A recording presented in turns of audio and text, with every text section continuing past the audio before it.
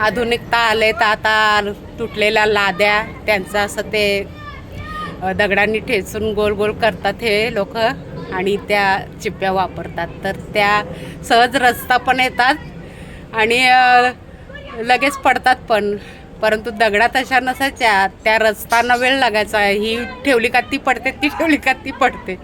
तर अशी खूप मज्जा असायची पूर्वी. तर काय बोलतात, जाने कहा गए वो दिन, लहानपण देगा देव हे पुन्हा पुन्हा मन सांगते. तर चला करूया काम आपलं. तर चला मंडळी या मदत करायला. तर हे बघा आपलं एवढं काम आहे.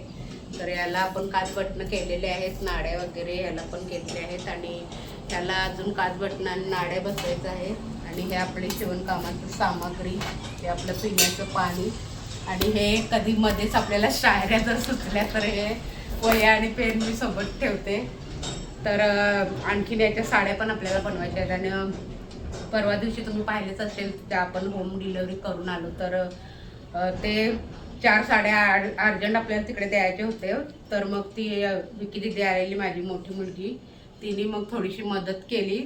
तर तिने 2 साड्या बनवल्या आणि मी 2 साड्या बनवल्या. अशा अर्जंट आम्ही देऊन आली. कल किसने देखा कल आए ना आए, जाने कहाँ गए वो दिन. किती छान गाणी आहेत ना मंडळी, ही ऐकण्यासारखी. तुम्ही पाहिलेच असेल परवा दिवशी आपल्या महाराष्ट्राचे उपमुख्यमंत्री अजितदादा पवार यांचा अचानक दुर्घटनामध्ये ते स्वर्गवास झाला. त्यांना खूप खूप मनापासून भावपूर्ण श्रद्धांजली.